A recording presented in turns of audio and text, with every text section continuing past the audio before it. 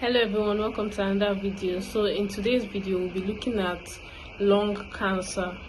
So in the previous video we treated cervical cancer, so today we'll be looking at another type of cancer known as lung cancer. So lung cancer is a type of cancer that starts in the lungs, usually in the cells lining the airways, and it is one of the leading causes of cancer deaths worldwide, both in men and women. So there are two main types of lung cancer. There is non-small cell lung cancer, which is NSCLC, and this is the most common type. Like 85% of lung cancer cases are mostly this type. Then we also have the second type, which is small cell lung cancer, SCLC, which is less common but is more aggressive than the non-small cell lung cancer, and it is fast growing. So lung cancer can spread to other parts of the body like the brain, the bones, or the liver if it's not detected early. So most cases of lung cancer are related to long-term exposure to harmful substances, especially cigarette smoke. However, non-smokers, they can also develop lung cancer due to other risk factors like secondhand smoke, air pollution, or genetic mutations. So lung cancer often goes unnoticed in the early stages because the symptoms may be mild or they may just be absent. So the primary cause of lung cancer is number one, cigarette smoking, which is the biggest risk factor, both active and passive smoking. Then exposure to carcinogens such as asbestos, radon gas, arsenic, diesel exhaust. Then also air pollution through air pollution. Then radiation exposure, like including radiation from cancer treatment or from the environment. Then also family history, genetics, and other factors like age. So it usually affects people over the age of 50. Then if you have chronic lung disease like COPD or pulmonary fibrosis, is also a risk factor. And then occupational exposure, like if you're into mining or if you work in a construction site or like industrial chemical sites. So these are other risk factors. So basically the lungs, they are two sponge-like organs. They are located in the chest and they help with breathing. So air enters through the nose or the mouth and it passes down to the trachea and into the bronchi. The bronchi is the main airway. So the bronchi branches into small bronchioles and then it ends in the alveoli, which are known as the air sacs. So oxygen is absorbed into the bloodstream in the alveoli, and lung cancer usually starts in the bronchial lining, like the bronchial lining cells, and it can grow into large masses, blocking airways. It can invade nearby structures like the chest wall, and can spread to distant organs through the lymph nodes or through blood vessels. So for the pathophysiology, basically cell mutation occurs in the lung tissue, usually from repeated exposure to these harmful substances, and normal regulation of cell growth and repair fails, leading to uncontrolled cell division. So these abnormal cells, they form a tumor, and the tumor may grow locally and invade surrounding tissues or spread to lymph nodes, then to distant organs, which is known as metastasis. Then tumors may also release chemicals that cause systemic symptoms such as weight loss or fatigue. So for the symptoms, in the early stage of lung cancer, there's often no symptom, but as it progresses, symptoms may include having a persistent cough, coughing up blood, which is known as hemoptysis, then chest pain, shortness of breath, hoarseness, unexplained weight loss, fatigue, recurrent chest infection, swelling in the face or neck, bone pain, if it spreads to the bones, then neurological symptoms if it also spreads to the brain. So for the diagnosis of lung cancer, it involves a stepwise approach. So the doctor gets the patient's history and a physical exam is done. So you focus on if the patient has a history of smoking, if they've had a recent exposure to dangerous chemicals or smokes, and also based on their symptoms, if it's as like symptoms usually appear when it's already progressing. So you also check for all those things. So imaging tests can be done to like chest x-ray,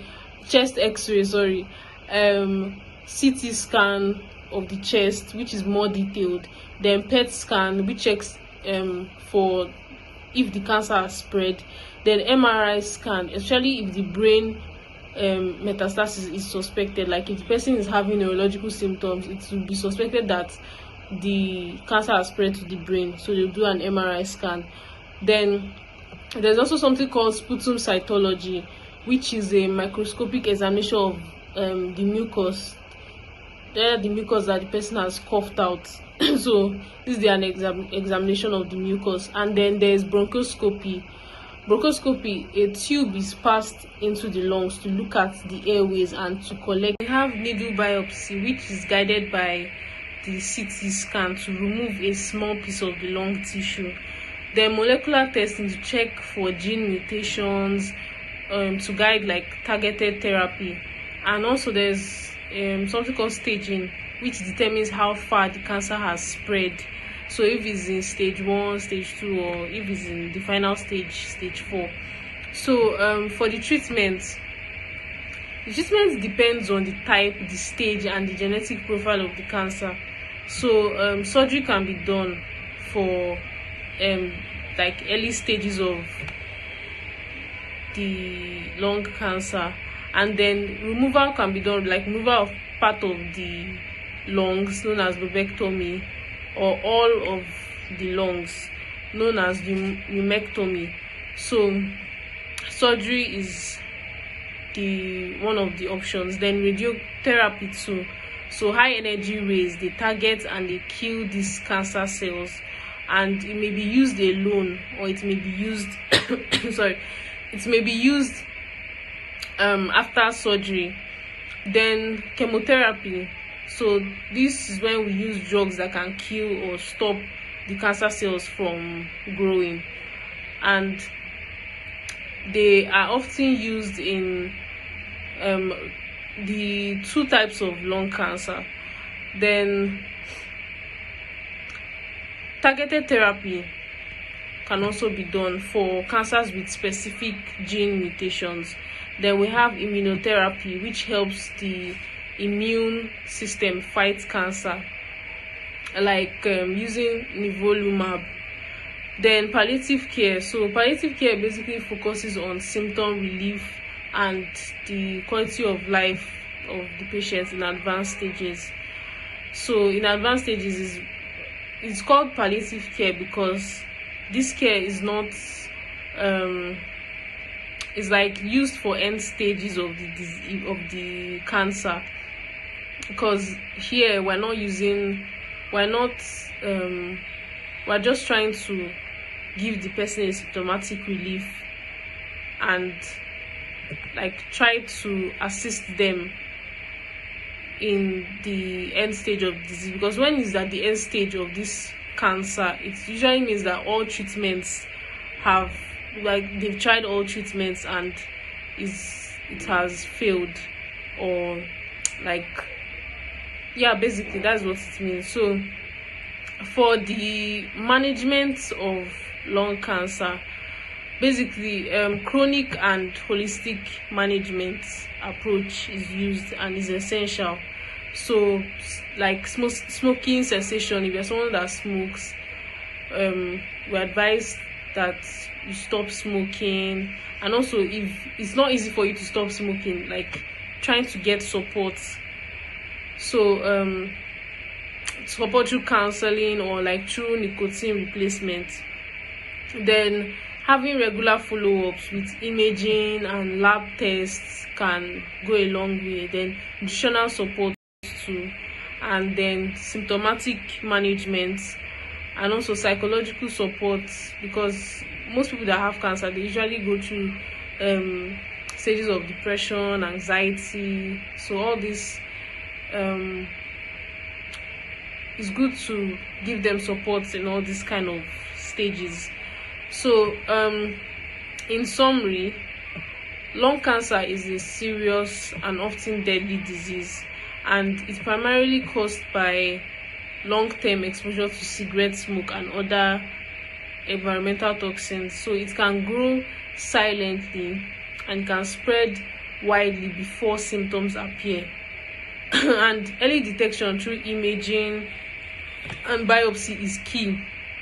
And treatment options can include surgery, chemotherapy, radiation, targeted therapy, immunotherapy. So basically, this is the summary of this condition known as lung cancer, and it's good that we keep ourselves informed about all these different kinds of cancers, about like what are the risk factors, and just try to go for routine screening, just to know what exactly is going on with your body. Because in all these cancers that we're treating, early detection gives you a better chance at survival than when it's detected in like the late stages. So thank you for watching this video. I will see you in the next video. Bye.